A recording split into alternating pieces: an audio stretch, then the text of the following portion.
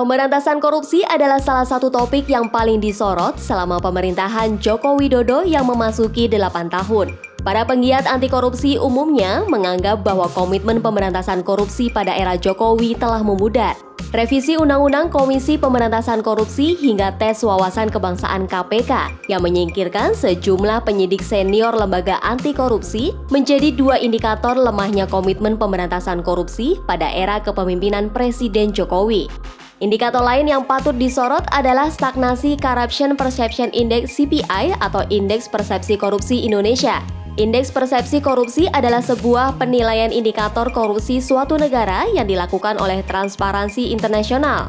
Adapun skor CPI Indonesia pada tahun 2021 sebanyak 38 atau naik tipis dari tahun 2020 yang hanya 37. Kenaikan skor CPI ini berimbas positif kepada peringkat Indonesia yang semula berada di nomor 102 menjadi peringkat 98. Kendati naik kalau melihat tren CPI selama Presiden Jokowi memimpin cenderung stagnan. Meskipun pada 2019 lalu sempat tembus di angka 40, indeks persepsi Indonesia belum beranjak dari angka 30-an.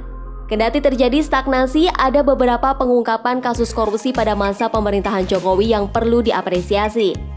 Pengungkapan korupsi Jiwasraya hingga Asabri adalah dua contoh keberhasilan pengungkapan skandal korupsi yang nilai kerugiannya mencapai puluhan triliun rupiah.